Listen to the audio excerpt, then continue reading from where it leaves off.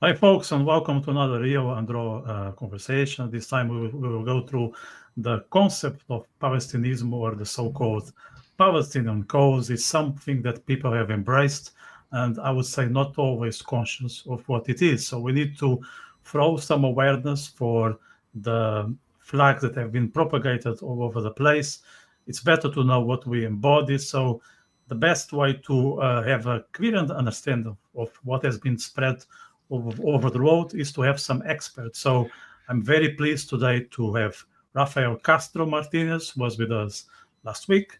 I also have Niram Ferretti, who was also with us last week on a couple of other occasions, and Erez Modai, who has been a frequent guest in this show. I also have the pleasure of having my co-host on this Wednesday, Marco Alexander. So that's what we are here for. So if you want to understand exactly what's the Palestinian cause or how much we have been Palestinized, stay around, because it's something that you should be aware. Because if you look around, this flag is basically everywhere. Like, they don't need a Palestine month. It's just has been the case for many months, if not years or decades. So let's try to unpack that. And let's make it interactive. So it's not just us talking. We would like you to drop your questions or your comments. If you want to challenge what we are saying, we are more than happy, because the five of us, we tend to question the narrative. So we are open for you guys to call us out if you think that we are saying something that it has to be verified. So that's what we are here for, and I hope you enjoy it. There are 3 buttons below that are of massive help for this content to be distributed. One is for you to subscribe. So if you haven't, to be a massive favor if you do it tonight. If you are satisfied with the level of content that we have delivered here on a weekly basis, the best way to express that satisfaction is to press the like button below.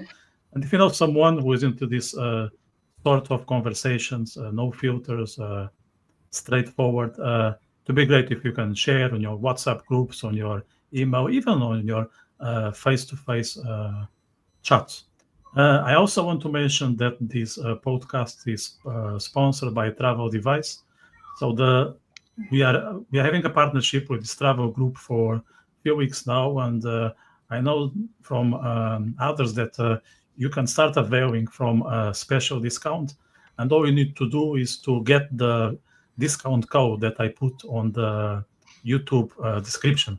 So if you reach out to Travel Device, send them an email, give them a call, and provide the code I've made available on the description, you can get a special code that will help our experts to tailor your trip according to your wishes and needs. And this is it for me. I will jump a bit later. For now, I would like Marco to tell us in additional detail what are we here for. Thank you, Vitor. Thank you. Before I start, we should remember that Greta is on her way to save us all. So let's start on a happy note, at least. So this evening, we shall be examining the Palestinian cause and the wider impact of Palestinism on Western societies in general. It is a topic about which everyone has an opinion, but rarely one that is informed by the requisite knowledge. Yet it generates more uproar and rage than many other struggles in which the toll of victims is greatly surpassed. These gain scant attention and are given short shrift, never representing more than a blip on the collective radar of mainstream media, academia, and international institutions. Academia, which espouses skepticism and detachment in other matters, struggles to instill such values in students enthralled to chants of free Palestine. Indeed, These very chants are quite possibly the resonances of an echo chamber shaped by the predominant cultural climate. And interestingly, it is within such a climate that different and opposing views coalesce around Palestinism in their hostility towards Israel, but not only. Anyway, without further ado, let me start with Niram. Niram, they say that this conflict didn't start on the 7th of October. And to a certain extent, I must say I'm in agreement with these people. It didn't start on the 2nd of October. Give us your thoughts on that, please. Well, it didn't start on the 7th of October. We need to understand what they mean by this, because if we listen to what Antonio Guterres, the Secretary General of the United Nations, said on the 23rd of October, so not long after the 7th of October, he said that what happened didn't happen in a vacuum. And so he was giving reasons for it. He was just saying, okay, it's bad that something as ugly and atrocious as the 7th of October occurred, but at the same time, we need to understand the context.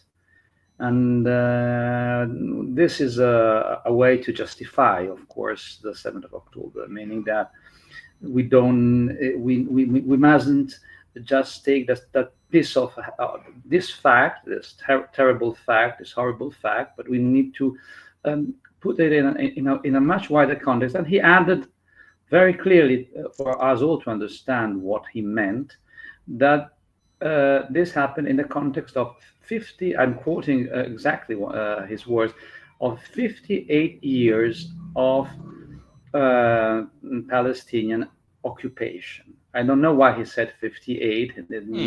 Probably he meant one from 1967.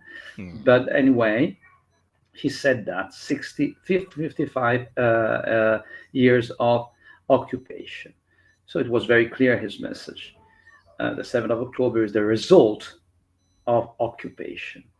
And this is a first piece, of course, of travesty, the travesty of history, of the travesty of, it's a big, big lie, because there is nothing like an occupation that has started from 1967. There was a war in 1967, the 6 Days War, of course, and it was a war of aggression. It was a war that was brought out by Arab states, led by Egypt, with an aim very clearly stated by Nasser to destroy Israel, to annihilate Israel. And of course, Israel had no intention of being annihilated, and won very, very easily, let's say, that war. It's lasted just 6 days. And as a consequence of that war, Israel entered in Judea and Samaria, the so-called West Bank, which was called by Jordan, and entered Gaza, and again in East Jerusalem. And it's very interesting to understand that apart from East Jerusalem, and this is a topic apart, Gaza and Judea and Samaria were assigned to Jews by the British Mandate of Palestine of 1923. So all territories west of the Jordan River were assigned by the British Mandate of Palestine to Jews, for them to live there, for them to build and flourish. But then in 1948, we had the war and the first aggression against Israel, again by Arabs, who again wanted to annihilate Israel. And so if we need and want, as Antonio Guterres teaches us, to put things in a context, and to understand history, we must, of course, widen a bit more the picture and not just look at 1967, when Israel won his second big war against the same enemies of 1948. And then, of course, we had 1973 and the first and the second Intifada, and then on the 7th of October, which is just one. It's just an episode, a genocidal. When we need to understand or use when we use words, we must be very careful and to understand the meaning of words. What Hamas tried to do on the 7th of October 223 was a full, large-scale genocide. And they were unable to accomplish this aim because they didn't have the power to do it. Indeed, They didn't have the power to do it. But if they could have, if they did have the power, if they were put in the position to have the power to do what they did on the 7th of October, they will indeed have carried that out completely in all of Israel. So we need to, when we need to understand context, we need to put the 7th of October in this wide context. And thanks to Antonio Guterres, who explains to us that the 7th of October didn't happen in a vacuum. No, indeed, it didn't happen in a vacuum. And this vacuum is very, very big. It started, if we want to go even forward, from 1948, it started in the 30s with in 1929, when there was a pogrom in a big pogrom in Hebron. It started. It's a long story. So, as I said, we need to thank Antonio Guterres because he gives us a lesson of history, but his lesson of history is very partial. It's selective. Very selective. Exactly. It's very selective. Yes. No, I was just looking at the series of pogroms in the Mandate period, and we must remember the Nebi Musa riots, the Jaffa riots in 1921, the Hebron massacre, which you correctly mentioned, the Safed pogrom, which we mentioned before, and the general climate during the Arab Revolt. So yes, we should be grateful to Mr. Gutierrez for that. Erez, some thoughts of yours? First of all, I'd like to point out that Mr. Gutierrez does his best to put things out of perspective, not into perspective. He references some ancient time, but he will not deal with the facts. And the facts are that most people who regard themselves as Palestinians came, or their ancestors came from regions around the land of Israel. When Jews started to pour into the country money, initiative, know-how, skills, and that created jobs. And the migration into Israel was basically labor migration, or let's call it welfare migration. People came to live better. And to the extent that over the 20s and half of the 30s, 1930s, the population doubled itself. Indeed. Let me just give some numbers here, because Robert Kennedy, the senator who was assassinated, gave some figures in the order of 40,000 per year between the years 1932 to 1944. These were the numbers that were streaming into the country. And of course, we know that the British didn't exactly keep tabs on the numbers. Sorry, Erez, go on. And the people that call themselves Palestinians actually came from surrounding regions. I don't want to say countries, because they weren't countries at the time. And what brought them in was the aspiration to live better medicine, better transportation, a better economy, etc., etc. And but they never, I don't want to say never, but until the late 30s, they didn't, at least most of them didn't see themselves as a separate nationhood. They regarded themselves as part of greater Syria, as it was during the Ottoman Empire time. They regarded themselves part of the greater Arab nation, which at that time had no borders. There wasn't a Jordan and a Syria and Iraq and Saudi Arabia. These were all concepts that didn't exist at the time. Indeed. Eventually, what happened in the mid 60s is that those people who lived in refugee camps because the Arab nations didn't want to take them in as citizens, those people started to define themselves as Palestinians, led and initiated by Yasser Arafat, who is, apart from being an arch terrorist, was Egyptian born. Indeed. He wasn't Palestinian. He was born, if I remember correctly, he was born in Cairo. Indeed. As many of the migrants were from Egypt as well. That's very true what you say. Rafael? Sorry, just one more point. Sorry, go ahead. Between 1948 and 1967, what's called the West Bank and the Gaza Strip were occupied by Jordan and Egypt respectively. None of them, it didn't occur to either of them that there is a Palestinian people to be recognized as a nation.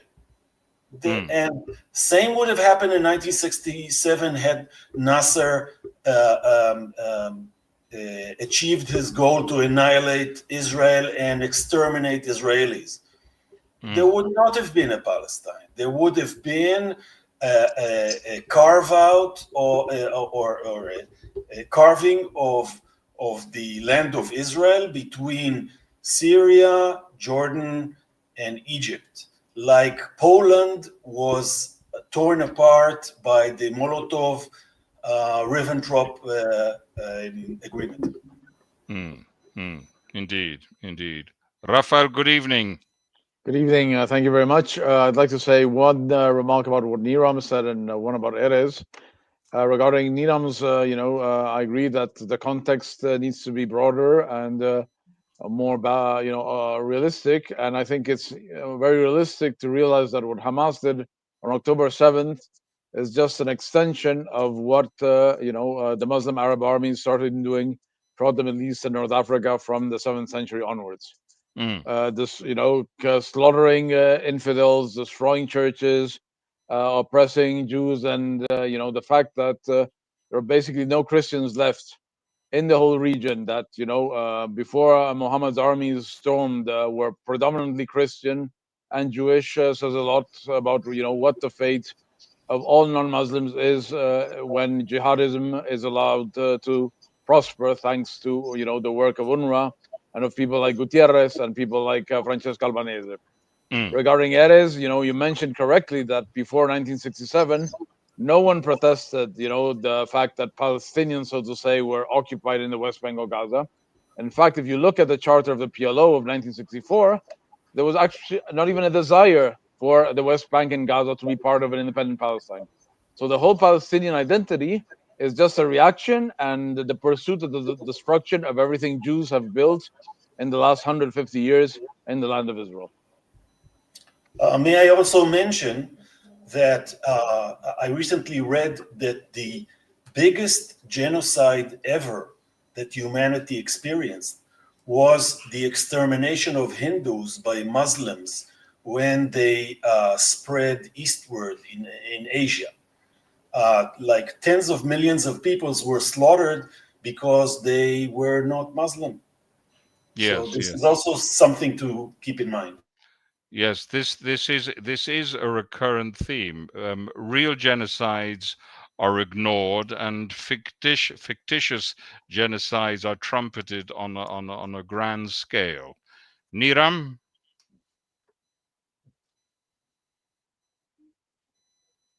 No microphone, Niram.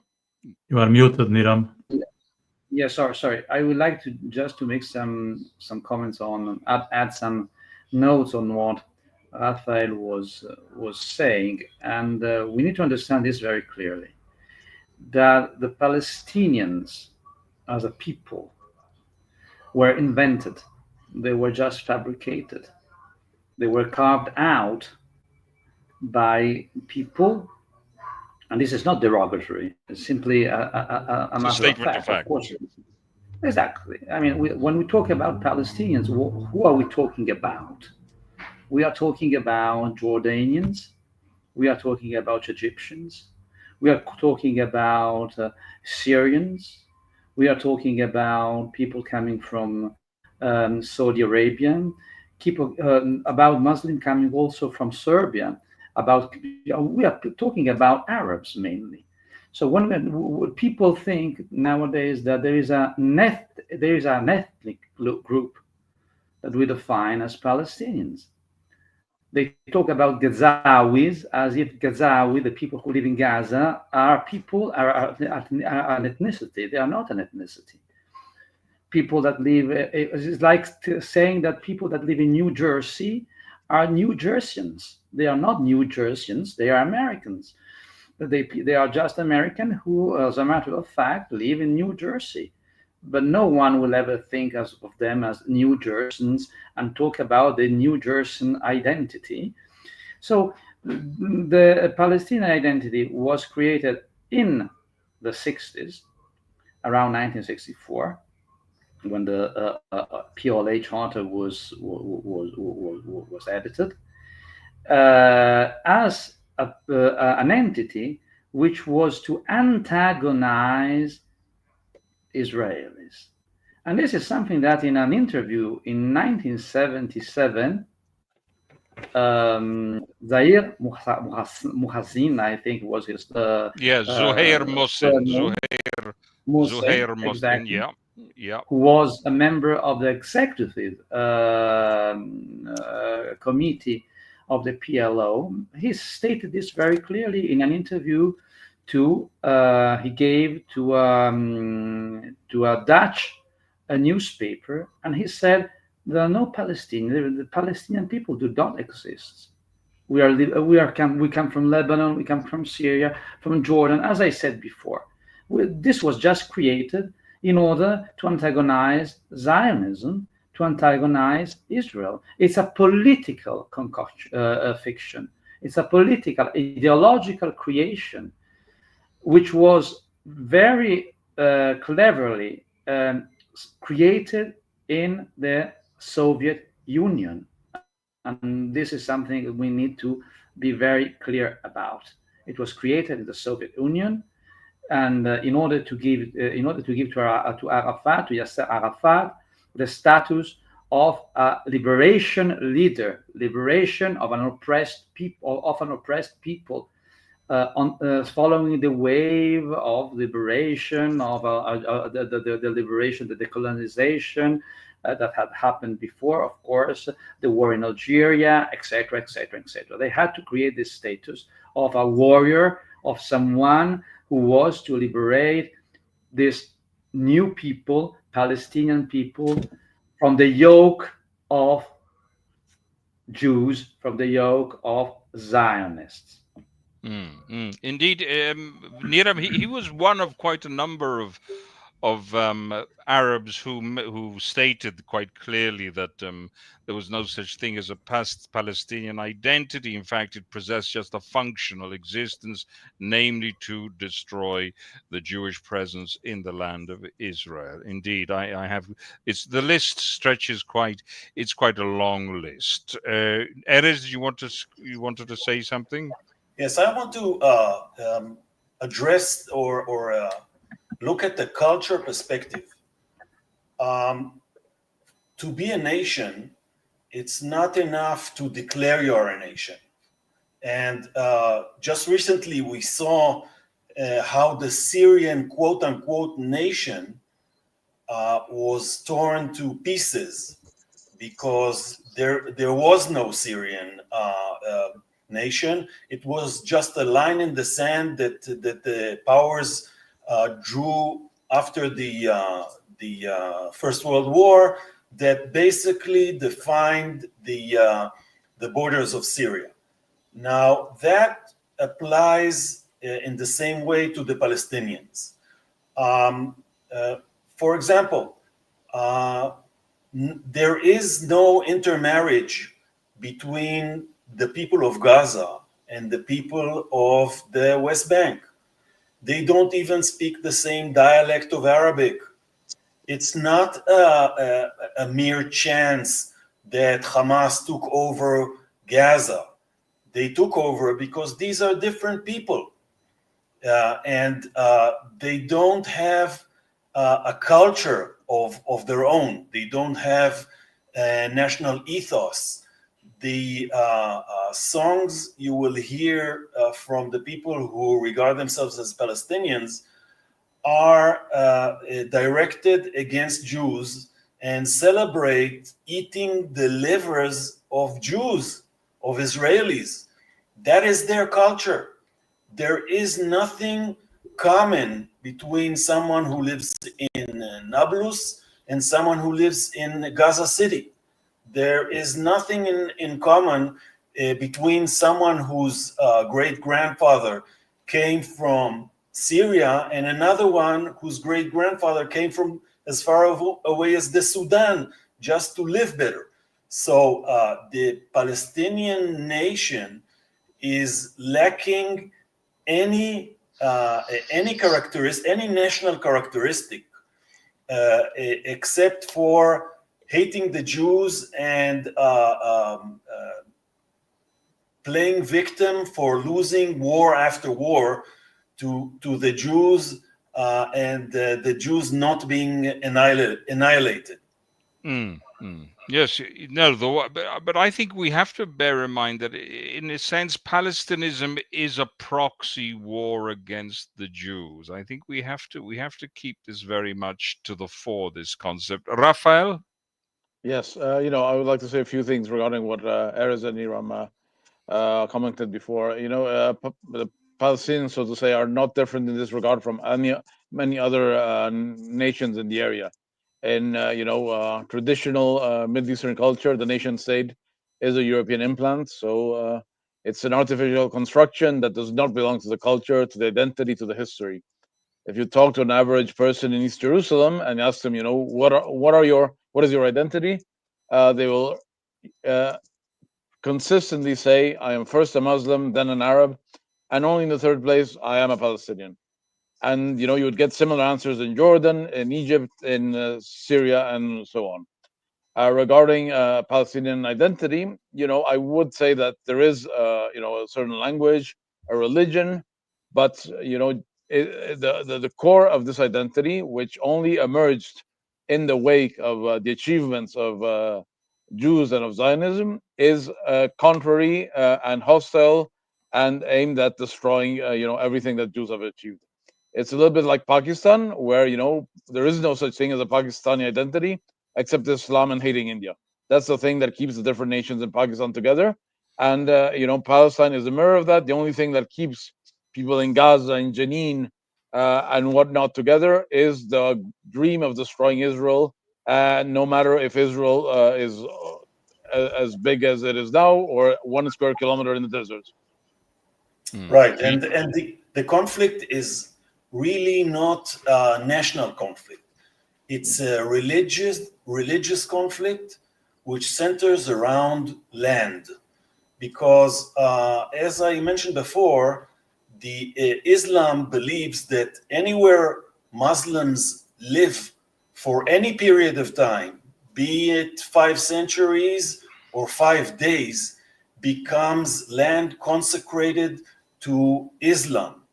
And theoretically, when the Ottomans ruled the whole region, it became a land sanctified to Islam, which is called Waqf. Waqf is a sacred land. Now, the Arabs, except with the exceptions of Egypt, which is an ethnic group by itself, and Turkey, are non-ethnic, let's call it, countries. As I mentioned about Syria, as I mentioned about Jordan, who may be less than 30% Bedouin citizens, and all the rest is Palestinians. Iraq, which is somewhat Shiite, somewhat Sunni, somewhat Kurd, etc., etc. They don't, as Rafael said, this is a foreign construct in the Arab thought, which is centered around land. And since the Jews bought lands in Israel, which I think Gulyás neglects to mention, that the land of Israel was mostly bought, and sometimes more than once, because land which was bought by Jews, when the Jews wanted to settle it, someone came and said, no, it's my cousin who sold you that land. That land is mine. And this even furthers the concept of land as the main issue in the conflict, and not the nationality. Vitor, you wanted to say something? Yeah, so not just in terms of genocide, but in terms of occupation, and adjusting a bit the angle here. Maybe people are not aware of that, but there is a country in the EU that is currently occupied by Turkey, and that's Cyprus. So this is not new. The fact that they go in, they settle, and they're not willing to coexist with others. So if I share, I just got this from Google, so this is a source that it's not, let's say, from the dark side of the narrative or anything like that. I'm just going to put here for people. So Google just told me in 1974, Turkey invaded Cyprus, resulting in the occupation of a significant portion of the island, approximately 36%, which remains under Turkish control to this day. This invasion was followed by the expulsion of a large number of Greek Cypriots from their homes in the occupied areas. And if I go below, which I'm not going to this time because it's not about this conflict, we can see that the situation is unresolved, meaning the Greek Cypriots, they still need to live with that enclave upstairs. There is a border which is looked after by the UN, but nothing has been done, even though since then, and this shows how much hypocrisy it is in the current political climate. So this shows. I was just saying. So Cyprus since then joined the EU. It's not NATO, but it has close ties to NATO, and we do nothing about it. So it seems to be that the West is being very passive when it comes to the Islam incursions towards Jews or Christians' territory. So it's no wonder that the likes of Guterres turns a blind eye to what's happening in Israel, or even distorts the facts.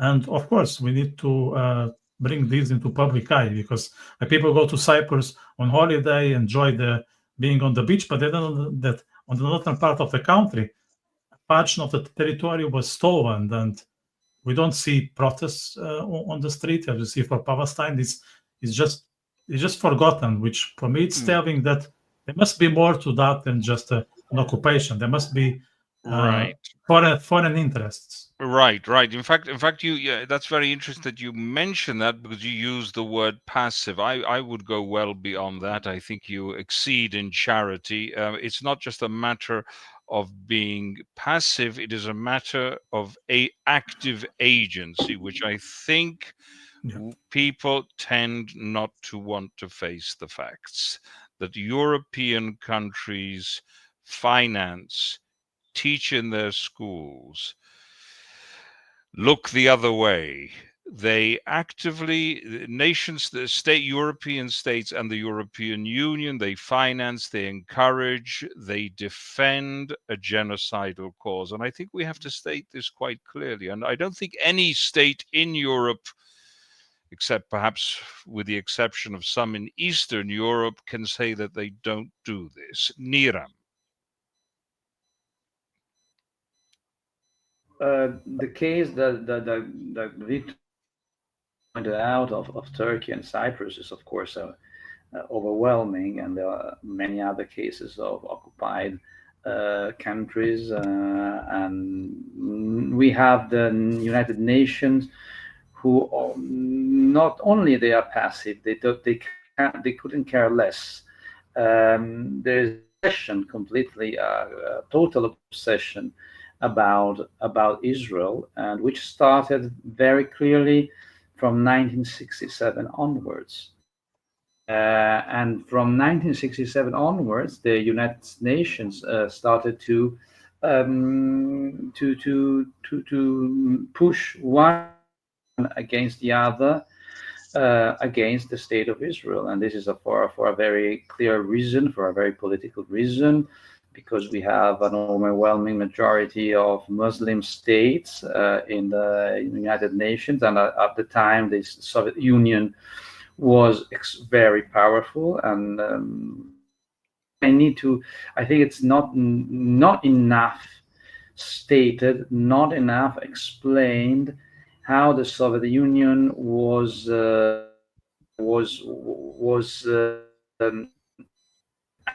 active. Sorry, Niram, you're breaking up. Let's go on to Rafael. Agent of the slandering of Israel till today, because when we talk about apartheid, when we talk about colonialism, when we talk about genocide, when we talk about when the parallel between Nazism and Israel is made, all of this comes out of the Soviet Union. Yes, certainly the Bolshevik textbook, the Bolshevik manual is certainly very evident in this. Rafael, sorry, you wanted to say something. I forgot to let you in. Yes, I'd like to point out the difference between the so-called occupation of Israel in Judea and Samaria and what Turkey has done, and what, for example, has been done to the Armenians in Turkey and in Armenia. Hundreds of thousands of Christians have been ethnically cleansed, expelled. Israel builds peaceful communities in Judea and Samaria. The neighboring Arab, Christian, Muslim communities can live in peace, can prosper in peace, side by side and coexist. They choose instead to attack, and that is why it is the Jewish communities and not the Arab neighboring communities that are surrounded by barbed wire. The same is true in Israel. We're even in the midst of a war, even though every Israeli citizen has access to a machine gun. It is the synagogues, not the mosques, that need armed protection. As far as land is concerned, yes, it's true, this is a conflict about land, but it is not any piece of land. It is the land of Jerusalem. And control of Jerusalem has a very powerful religious and symbolic significance, because according to the Islamic tradition, the fact that their prophet rose to the skies on top of where the Jewish temple once stood signifies the triumph of Islam over both Judaism and Christianity. So when the Christians, so when Christians and when Jews controlled this city, this is a tremendous humiliation, a tremendous disgrace for Islam. And since it cannot be that Islam is humiliated because it's perfect, and since the Muslim community is the best of communities, it can't be that the Yahud are like defeating them. Then Jews must have some sort of satanic force that makes them so redoubtable, and therefore, instead of reaching their natural conclusion, logical conclusion is to say, good grief, look what the Jews have achieved in this land, which was barren, which had no resources, in just 100 years. Let us do the same. Let us learn from them. The opposite happens. Everything that Jews do well, the other side hates. instead of freedom, democracy, women's rights, minority rights. All of these virtues are considered, Zionist contamination of, the healthy, holy culture. And, the countries that have understood that this is the wrong path, like, for example, Bahrain and United Arab Emirates, have realized that what they have achieved, thanks to enormous resources of oil and natural gas, Israel has achieved just with brains and hard work. The oil is running out in the Emirates, so they realize that in order to continue being relevant, they need to emulate Israel's achievements, and that's the origin of the Abraham Accords. You say something very interesting about the Emirates and some of the, let's say, more moderate countries, although I urge caution when we use the word moderate. Nonetheless, there are voices in this world which are below the radar, put it that way, that do think of Israel and the Jews in different terms. They are aware of the biblical connection, and they are in a certain way undergoing a process of de-Palestinization, because Palestinism is the poison which has infected the Muslim mind in recent years. I just wanted to state that, in fairness, there are Arabs who don't buy into the Palestinist narrative, and they are increasing slowly but surely. Unfortunately, these tend to be drowned out by the free Palestine crowd, which is problematic. And to a great extent, these voices are at their loudest in Europe. And we have to try to understand, and I think this is something I'd like to explore now. Why has Palestinism taken such a hold in Europe? I would like to open up this. Let me tell you something. I was actually walking in Dublin city center today for personal reasons, and I spotted, I'd say a teenager, or maybe she was already in her early 20s, but she was young, and she had a football jersey of Palestine, and on the back it had the Israeli map, the whole Israeli map. So if this is not genocidal, I don't know what genocide is, because she is openly calling for the whole occupation of the land of Israel by Palestine. I don't know if she is aware of that or not, but the image doesn't leave any margin for doubt. Like that, that image is telling a lot. So, and I walked and I saw her maybe like 2-3 minutes, and I didn't see anyone staring at her like she's propagating hate or she is inciting violence. Everyone looked at it as it's something normal. And I'm pretty sure if I would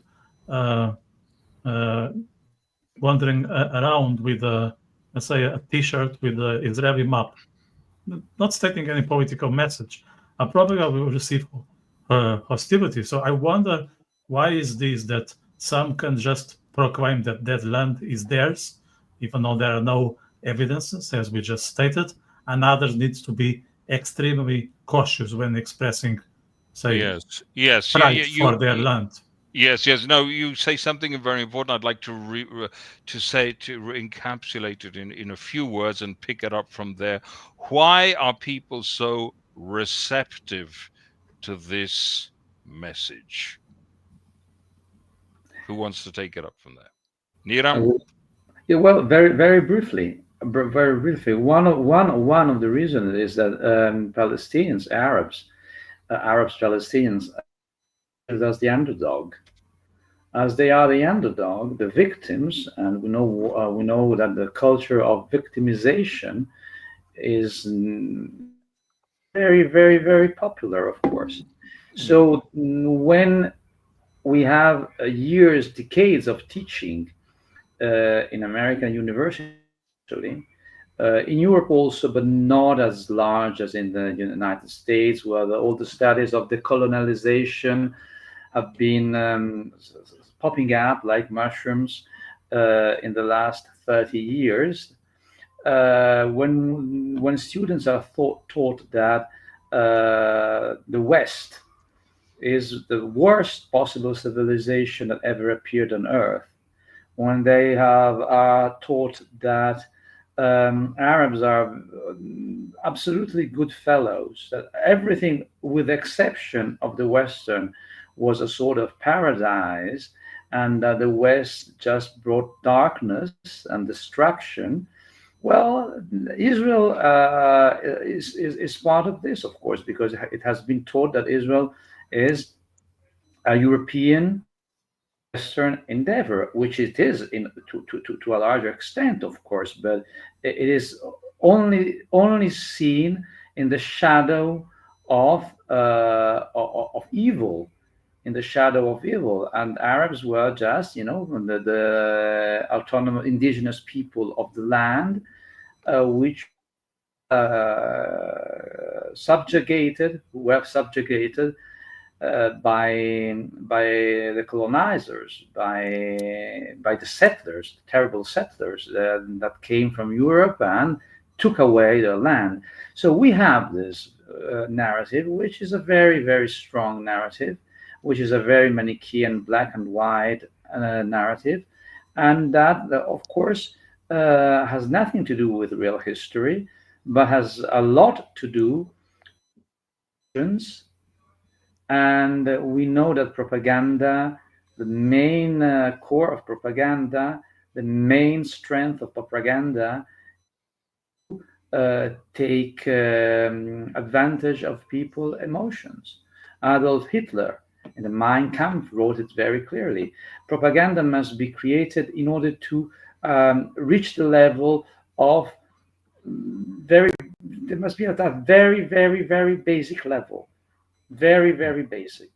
We need to push very simple ideas, very basic ideas, in order for people to learn them easily, in order to feed people with very, very clear and simple ideas. And we will won the hearts, first of all, and then we will win the minds. And this is exactly, I think, what has been going on with Palestinization in the last 40 years, 50 years. Erez. Two things. First of all, I would like to take exception to the land of Israel being unique to Islam because of Jerusalem. First of all, do you know how many times Jerusalem is mentioned in the Quran? None. The answer is not once. Not once.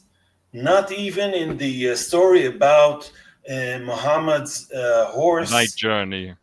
Yeah, night journey to somewhere, to some wall, which they decided that should be the Western Wall or the Wall of Jerusalem. That's and you can see that Muslims are hell bent on the conquest of land in Cyprus, in chasing away the Armenians from Turkey, in taking over Spain in the Middle Ages, in reaching the gates of Vienna by the Turks, because they want to assert Islam. Why the Christians are willing to buy into that? I think that first of all, there is the willful ignorance. You buy into what you want to buy into. And this, as we mentioned before, is only the current retrovirus of anti-Semitism. Anti-Semitism was rampant in Europe, and after the Second World War, it became not politically correct. So it's embarrassing to say I hate Jews.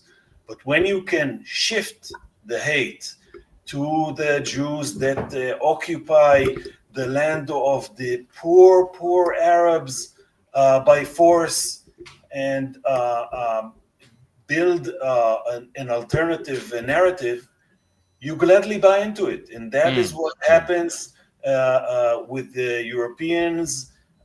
Sometimes this phenomenon is more severe in more religious countries. I don't want to say Catholic, but yes, sometimes devout Catholics are more prone to take these positions, such as in Ireland, in France, in Spain, and in other places where the virus of anti-Semitism has now changed form.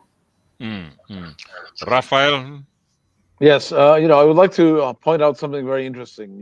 During the last 60, 70 years, the most powerful agents of anti-Zionism and Jew hatred have been the Arabs. And now the opposite dynamics are taking place. With the exception of, the Arabs in the land of Israel, there's much more openness in the Arab world to accept that Israel is a de facto reality and to come to terms with it.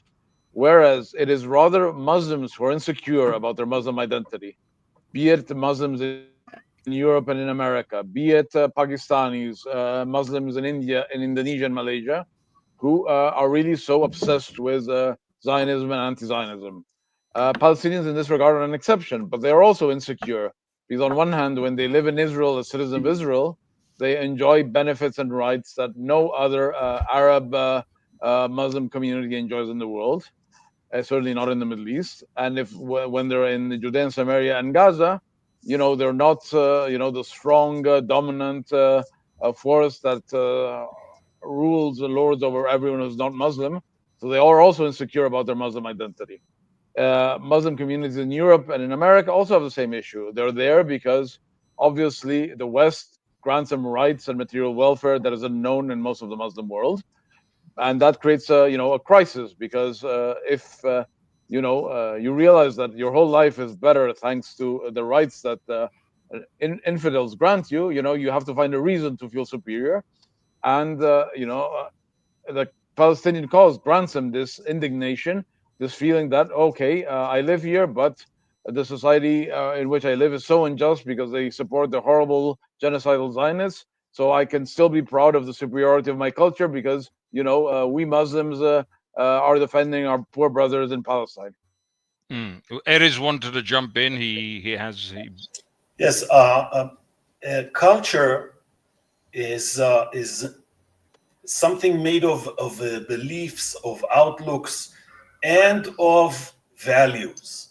Now, we've heard before that the extremists have a different set of values, and I want to take on that. We say that sometimes the Arabs, for example, in Israel, live much better than their brothers in any Arab country. But we should keep in mind that living better is not a significant consideration. If it were, the Hamas would not be stealing the humanitarian aid. They don't give a damn, for the lack of another word, about personal rights, about personal freedom. What's more important to them is the honor of Islam, of Arabs, which manifests itself by winning wars, by subjugating infidels. And therefore, it brings me back to the fact that the conflict around Palestinism is not around nationhood.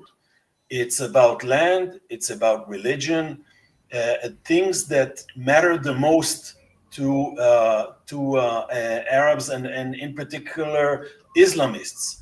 And therefore, the fact that someone lives better in Israel, and for example, Israeli Arabs are sometimes asked, can you mention or can you point out one thing that you're discriminated against, and they just can't. But it doesn't change the fact that Islam is more important. Back in 2000, in the year 2000, Israel had serious riots when hundreds of thousands of Muslims responded to the call that the mosque in Jerusalem is in jeopardy because the Jews want to exterminate it or to destroy it. This, to me, is a sign that the values that lead the Muslim and Arab world, with the exception of the UAE and perhaps other countries, is the values of asserting Islam, of honor, whether you earn it or extorted by violence and rape. Niram.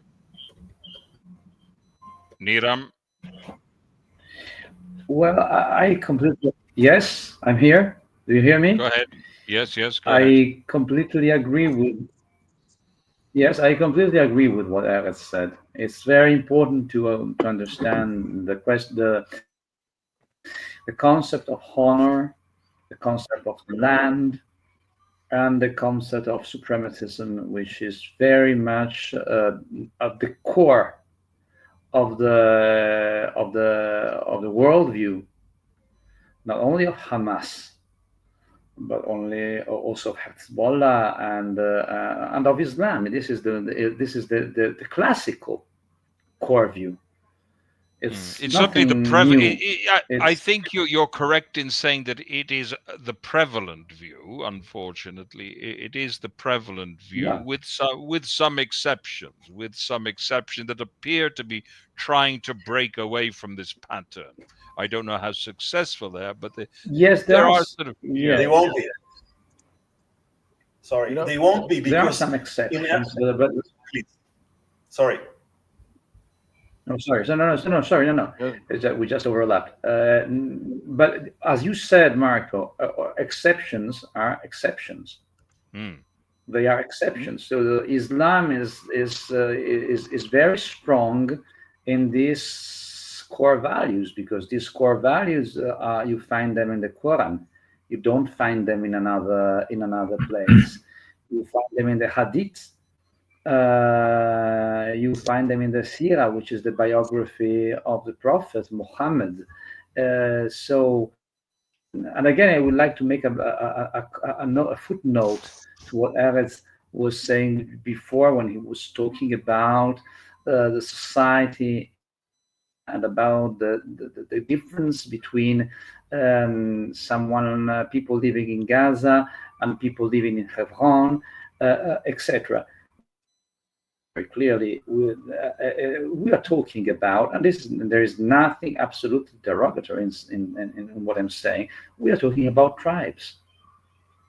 We're talking about tribes. We're talking about clans. We're talking about families. The Emirates, what are the Emirates? They are family. What is this? Saudi Arabia is a whole the country.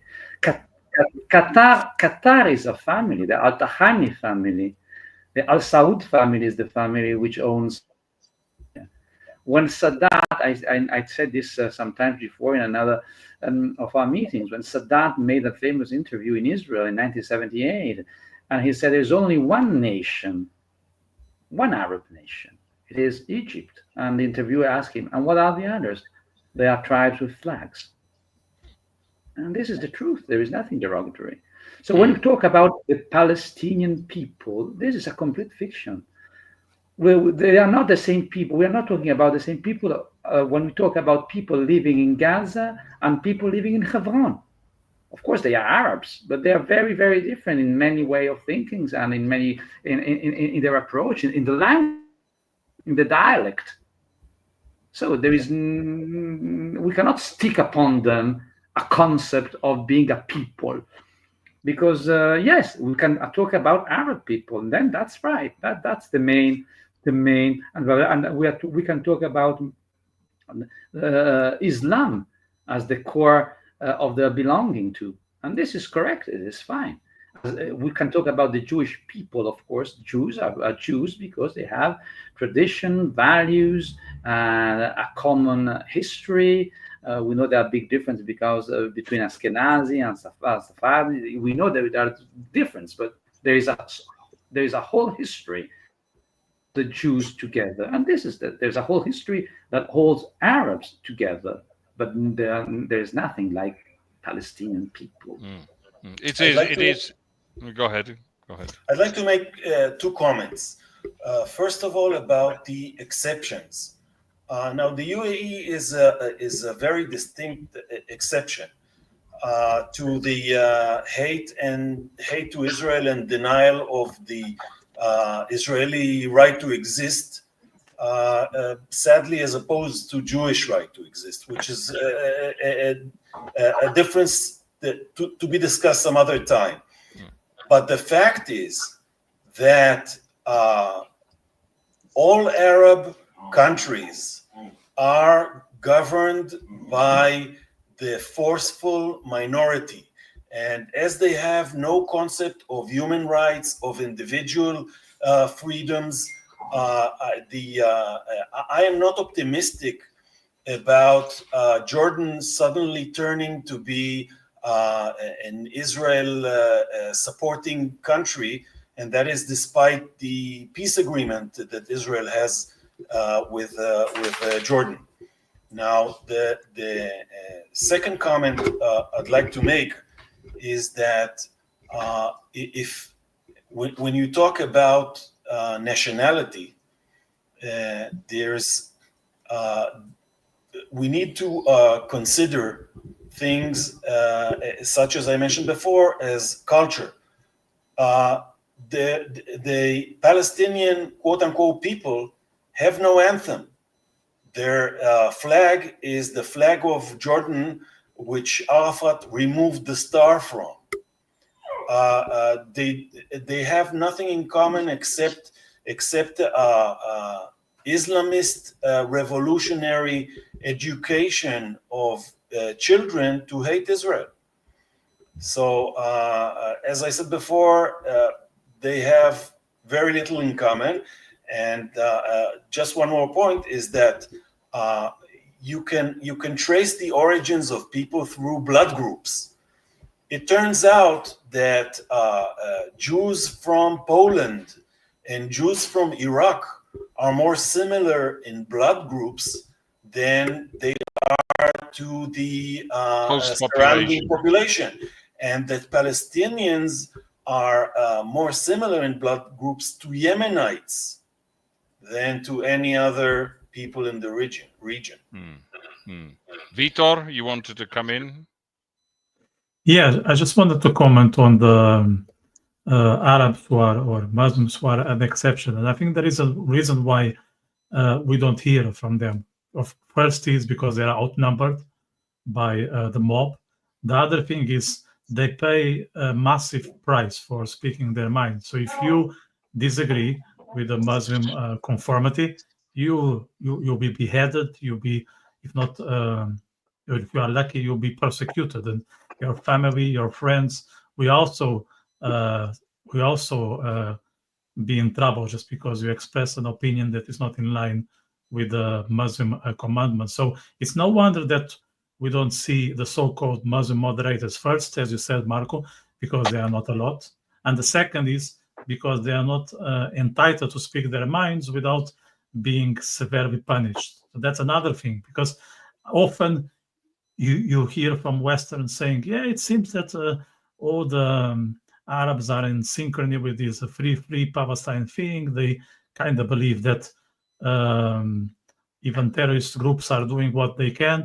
But it's not that everyone is in favor of that. They think twice before making some sort of opposition, because the repercussions are there, and it's not only for themselves; it's for their family and friends. And if it is not a form of fascism, I don't know what it is. I would like to add one thing. Another important point is to remember that in a Muslim and Arab culture, it's extremely unacceptable to criticize members of your own family, of your own clan, of your own nation, of your own religion. So it's not like among Jews where, a Jew has no problem in front of a non-Jewish public criticizing, his own prime minister or his own leaders. A Muslim, even when your closest friend, will very rarely say anything critical of his own people, of his and even of fellow Muslims, let alone his relatives.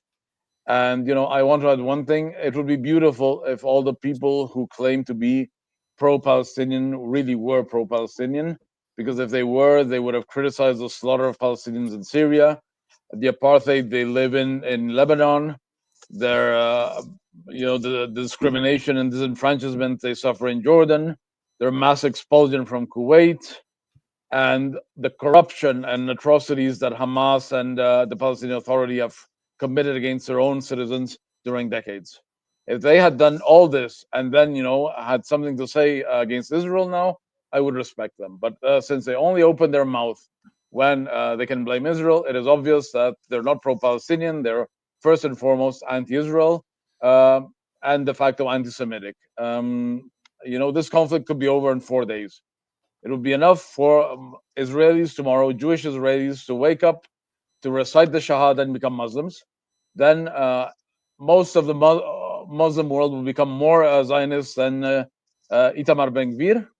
The day after, Israel can do what it sees fit with the Arabs in the West Bank and Gaza.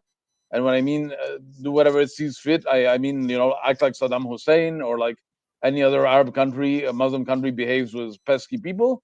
And no one would bat an eyelid in the Muslim world. I don't even think Gutierrez would complain, because Gutierrez complains when he can criticize a Christian Jewish country, but when Muslim commit horrible crimes, it's considered cultural sensitivity to keep quiet and be diplomatic about the atrocities.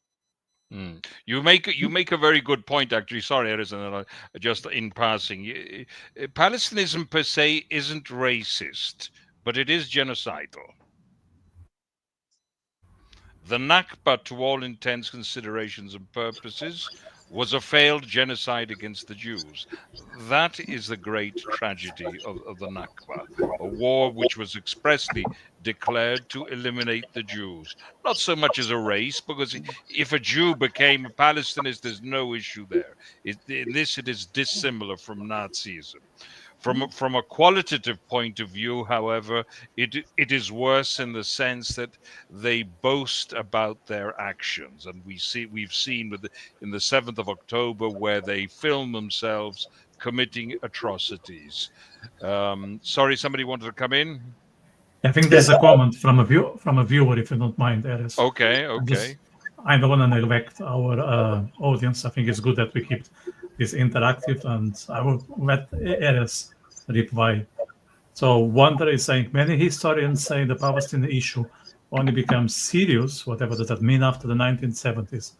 Why don't they tell us the true history about the country that changed Palestine fate from the refugee to political rights? I see a lot of ambiguity in this comment, but Erez, up to you to comment. Yes. First of all, Palestinians were kept as a problem by the Arab countries.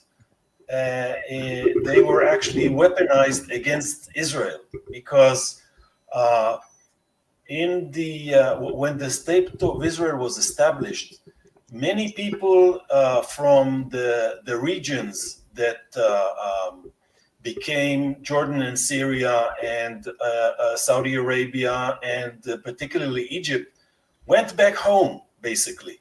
But they weren't accepted as citizens, because this way they could be weaponized against the Jewish minority. I want to address the question of race. First of all, the Muslims, not only are they not a race themselves, they are composed of many ethnic groups. They also want to assert Islam over all races. So the question of race is irrelevant to Muslims. And another point I'd like to make is that many times. Sorry if I interrupt your train of thought. There is an exception, however, empirically. Black Africans were seen distinctly as inferior from an empirical point of view. Even to this day, Black Africans in Gaza, people who are, they are viewed differently. But anyway, go ahead. Go ahead, Erez. Microphone.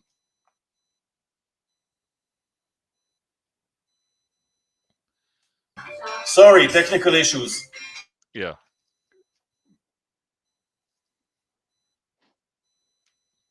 Maybe Niram, you can join. You can bring your thoughts into the conversation. Go back. No, Erez was talking. Oh, please go ahead. Go ahead. No, well, you were sorry. I interrupted you. I owe you an apology. Yeah, it's over now.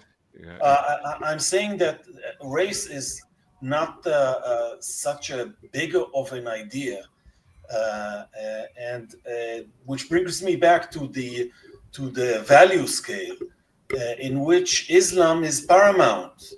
They are not concerned so much about someone's race, with the exception that Marco raised. They are concerned with the fact that there are infidels in the world, and that that is to them a conflict and a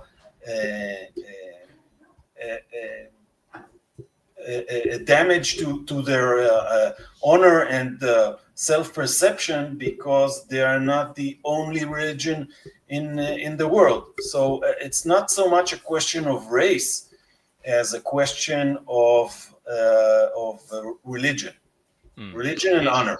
Yes. Certainly, Islam, according to Islam, supersedes the other religions. Everything is subsumed into Islam. Indeed. Who wants to chip in? Rafael, just before I pass to you, I think there is a comment from Juiko Jack, which is in somehow within the context of what Marco just said. So maybe Rafael can comment. He is stating that isn't it the same for Christianity and Jewish? Religion is not an ethnicity; it's a faith.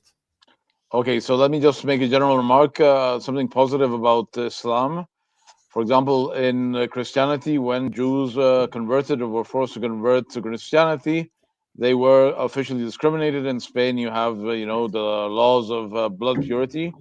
I have never heard that, Jewish converts to Islam suffered any kind of discrimination. Even now, there are Jews who converted to Islam, in Israel and the Arab villages, even in Hebron, and I haven't heard of any of them, being hurt for their Jewish roots.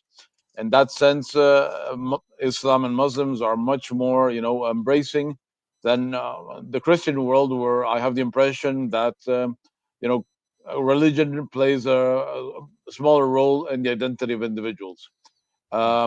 So I don't think race plays any role in Islam as a religion, even though for historic reasons, you're right, Marco, that, it's better to be fair-skinned rather than black, because historically blacks came from Africa and, were descended from slaves. So they had a negative, sociological image and reputation. Christianity is also not an ethnicity, because it is not based on descendancy like Judaism. It is based on missionizing and converting people of all races. And Judaism could be seen as an ethnicity, because Jews see themselves as descendants of Abraham, Isaac, and Jacob, even though when you go to Israel, you see as many different faces and races as you would see in New York. So it's also hard to say that Jews are, actually a race, as, anti-Semites said for too long. Well, just a minor correction there. There is a shared genetic patrimony across the different groups: Sephardi, Mizrahi, and Ashkenazi. That's recent genetics have proven that. But anyway, somebody, as we all know, can convert to Judaism. So as opposed to Islam and Christianity, there is a strong ethnic element which cannot be denied. And national. And yes, certainly, a national culture. Indeed. Niram, So I would like to just talk about something which I think is very important. It's very unfortunately, it's very tragic, and has to do with the slogan "Free Palestine," because we have had two recent episodes, one which happened in Washington and one which more recently happened in Boulder in Colorado. Washington, of course, I'm talking about the killing of two Jews, a young couple, a young Israeli couple, at the Washington Museum by a man who shouted very clearly, free Palestine twice before killing them. And after they were shot, he said, I did it for Gaza. And the man who in Boulder a couple of days ago throwing Molotovs against a group of Jewish elders who gathered for an annual parade, and he shouted, "Free Palestine." So we need to understand this very clearly.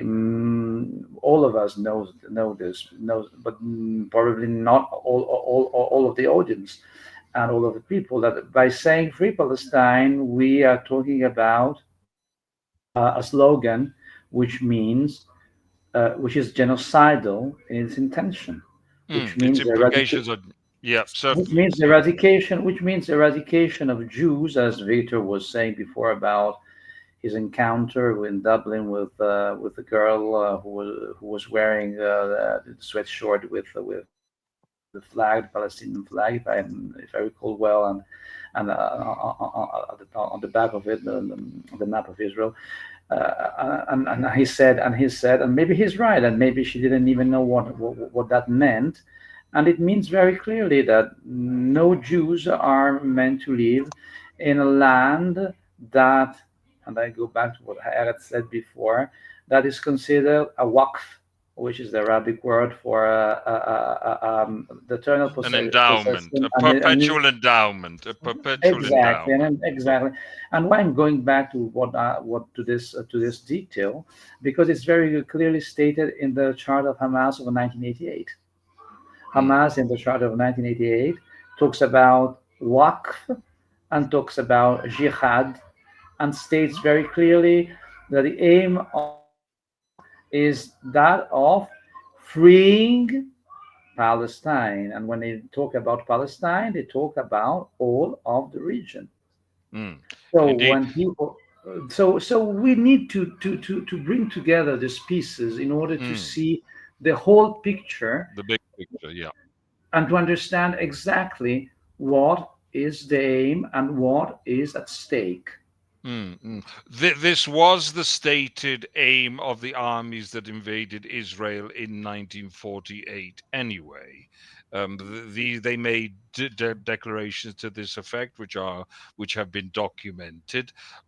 So to a great extent, Palestinism in its modern form is a result of the failure to eradicate Israel with the use of conventional armies.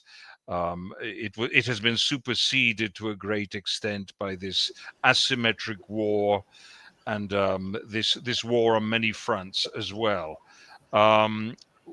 Sorry, Erez, did you want to say something? I saw you chomping at a bit. I want to address the national element. 20 minutes walk from the place I'm talking to you from, there are Israelite archaeological finds from the 8th century BC. And you find those Hebrew inscriptions, coins, and Jewish, I don't want to say artifacts, but yes, throughout Israel, including the Golan Heights and other places which are not in territorial state of Israel.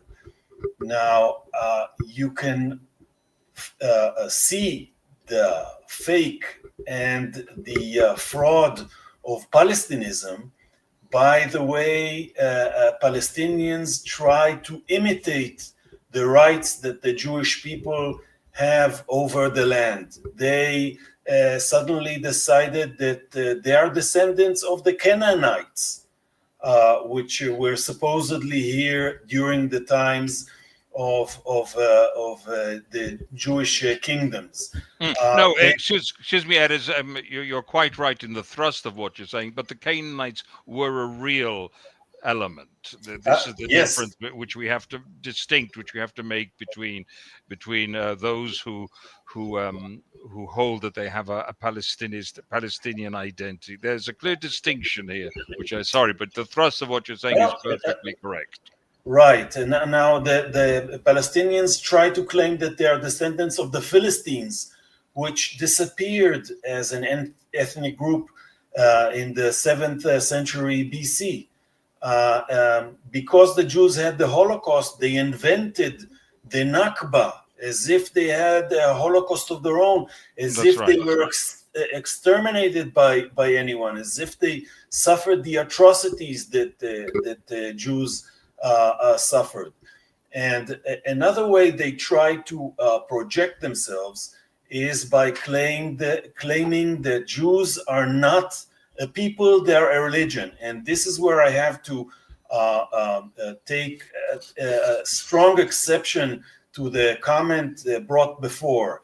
As opposed to Christians, and I want to mention that there are French Christians, German Christians, Ethiopian Christians, etc., etc. The Jews are not only of one religion, they are a people with nationality. They speak the same language, some as a native tongue and some as a ceremonial and prayer. They hold the same holidays. They use the same expressions from Yemen to Alaska. And they have so much in common, which is exactly the cultural aspect that the Palestinians are missing, because they have nothing in common, because they are distinctive clans and don't have a common heritage. Yeah. I would like to add one remark. You're right, Erez, about the ancient history, but it's important to highlight that this was an ancient history maintained consistently throughout the millennia. Every synagogue in the world, regardless whether it's in Africa, in Europe, in Asia, points towards Jerusalem, no matter if it was built 500 years ago or 800 years ago or yesterday. So the connection of the Jewish people to the land of Israel, to Jerusalem, that is Zion, has been constant during over 3,000 years. While Muslims pray in the direction of Mecca. Yeah, exactly. And as far as the Palestinism, we have to give them credit that they have been brilliant in harnessing, the best and most noblest and innocent instincts of the Western world to serve a cause that is very monstrous. Because when you have queers for Palestine, feminists for Palestine, people basically supporting, de facto helping Hamas in the name of human rights, you've realized they've managed to pull off the feat that the Nazis managed to pull off in the 20s and 30s of using liberal democracy and elections to destroy human rights, elections, and democracy. And I really feel sorry for the gays and feminists and their fate were Hamas to triumph. Niram, you wanted to say something? No, I was just very briefly to what Rafael has just said. They made an enormous accomplishment because they have been able to steal completely the language of human rights, and they have been able to make people, brainwash people up to the point, as Rafael was just making, up to the point that gays and people from the LGBT world go around and shout also free Palestine. The same people that will not an hour if they will be discovered to be gays in Gaza, and the same people that are hanged in Tehran, who is the main sponsor of one of the main sponsor of Hamas. The other one is, of course, Qatar. So this makes you understand how much they have been completely brainwashed. Excuse me, may I just say, I want to go beyond brainwashed, because I think we need to be talking about something else. I call it neuronicide, an incapacity to make the brain work. But you're right. Because it's a collapse. You are completely right. I agree with you. This is a complete collapse of rationality. A complete collapse of rationality. It's not only brainwashing. It's like it's a complete. And it's an achievement much larger than what Nazism was able to make. Much better, much more effective. Indeed, because Hitler was very clear about his aim of purifying the world of the Jewish peril, of the Jewish poison, and he was very clear about a master race. And so there were many people who were frightened about what he was saying.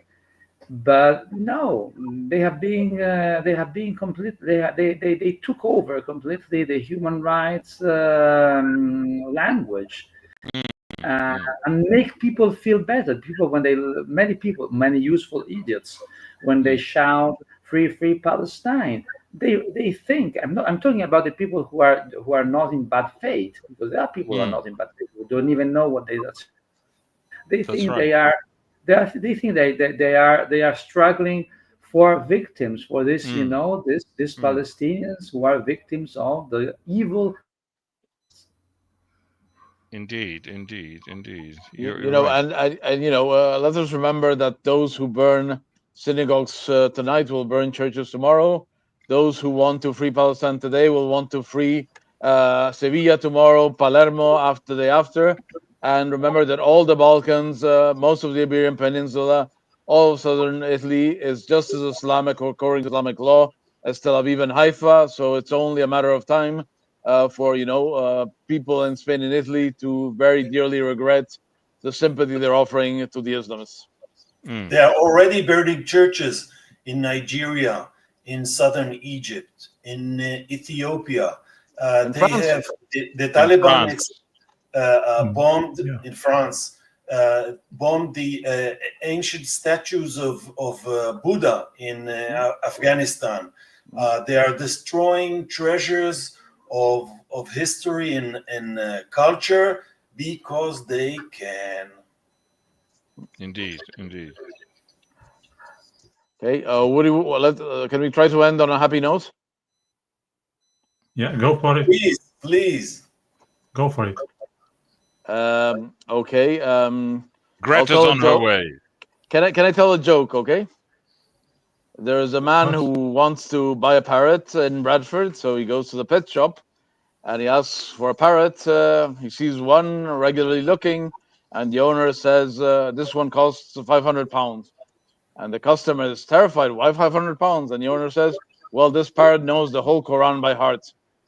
Okay, so he looks for another more affordable parrot. He sees another one, asks, "How much does this one cost?" And the shop owner says, "This one costs £1,000." And he's like, even more surprised. "Well, what does this parrot know?" This parrot knows not only the whole Quran, he also knows the 6 major collections of hadith. So in a corner, he sees an old ruffled parrot. He says, "Yeah, this one I can surely afford." So he asks the owner, "How much does this parrot cost?" The owner says, £5,000. And he's like, "What else can he know in addition to the Quran and the hadith?" And Shabana answers, to be honest, I don't know. All I know is that the other parrots call him Mufti. That's good. That's good. That's good. Okay. Good. All the best. Thank you very much. Are you off already? We need to. We're live. Okay, sorry. I thought we're live. We're not. We're not. Live, You can't just leave us like that. I think we need to conclude with some basic. And you might love. You might love the viewers. So you are. Yeah. You're having an impact. I live in Germany, so I thought 1 hour 29 minutes we have to be punctual. Otherwise. Right. Very good. Well, we didn't start too punctual. So but it could be the start of a new career anyway. That's. Oh yes. So I think we need to sort of sum up a few things that sort of underpin this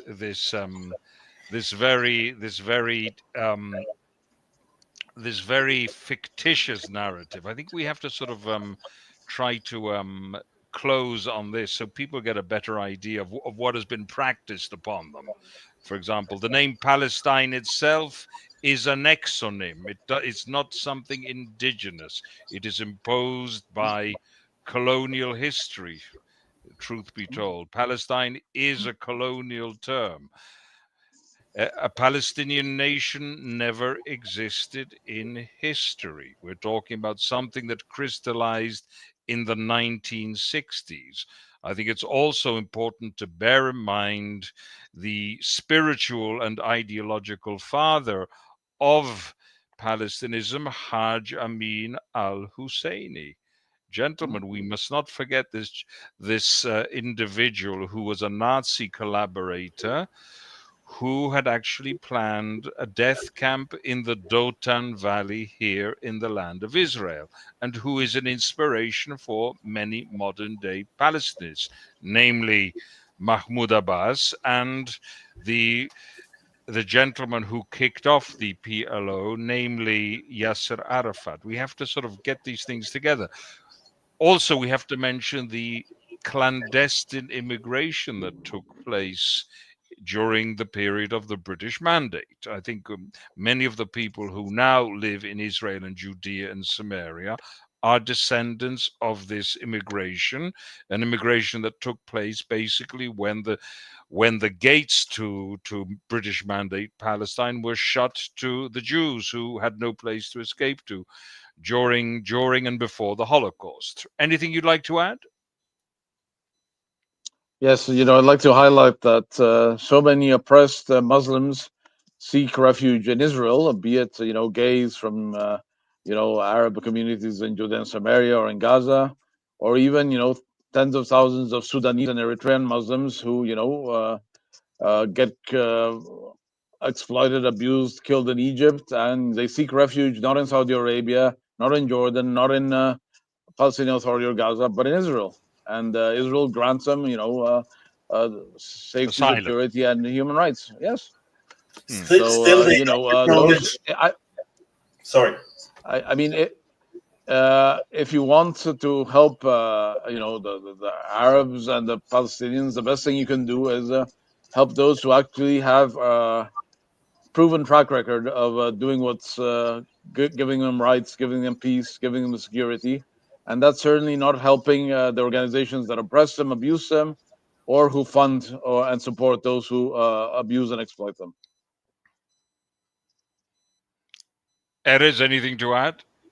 Yes, just the fact that in many instances, those people who flee tyranny in Muslim countries and murder and rape and genocide between clans still see the point in saying that they do not acknowledge the state of Israel and do not acknowledge its borders. So again, we come back to the fact that we can take the Islamism, we can take an Islamist and bring him from Sudan to Israel, but we cannot take Islamism out of him. Interesting. Niram. And this is like this is exactly, a proof of how generous Israel is. I mean, it gives refuge to people who don't even recognize this right to exist. I mean, what other country is so stupid to do something like that? Niram, go ahead. Well, there's not really much I want to say about all to add, mainly to what has been just said right now.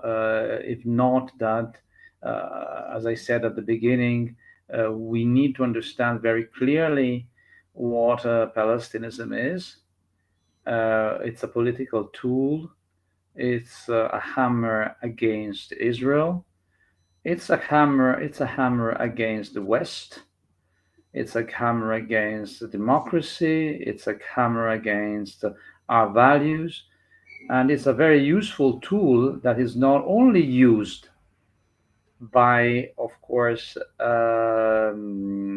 progressives and fans of wokeism, but it's very skillfully used by agents, and I'm talking about nations who have values that are exactly opposite to those of the world of liberalism and of democracy. I'm talking about Russia, of course. I'm talking also about China, who has been flooding TikTok with anti-Israeli and pro-Palestinians videos, etc., etc. And I'm not talking about Muslim countries, because we know very clearly about this country. They are against the West, they're against Israel, but and China are less obvious, let's say so. So they are also playing a role skillfully, and because they see this as a way to undermine democracy and Western values. I see the Palestinian cause as a Trojan horse to destroy Western civilization and to exploit its soft belly, which is anti-Semitism. Absolutely, you said it. You said it very, very, very precisely, Rafael. Good, Vitor. I think I will just put an end to this conversation. I know we could be here for ages, but for the interest of time, I want to come to a closure. I want to thank our guests for their insights. As usual, they provided a lot of value. I hope they were eye-opener for the viewers, who I also owe my gratitude, because you guys have been dynamic. So you made this conversation a two-ways platform. So let's keep it that way, and make sure that you subscribe, that you know what we do in the future.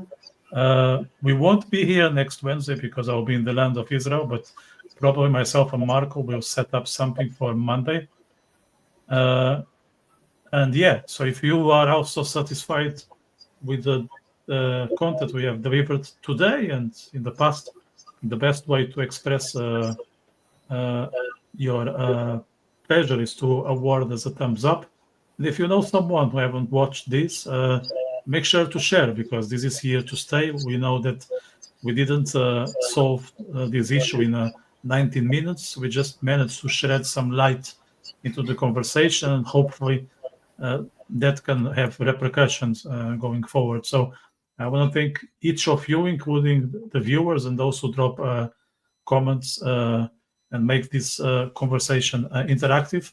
We hope to see all of you on Monday, and I hope to see you, Marco and Erez, next week in Israel. Absolutely. Looking forward. Have a good trip, and lehaim. Thanks. Toda rabba. Thank you for having us.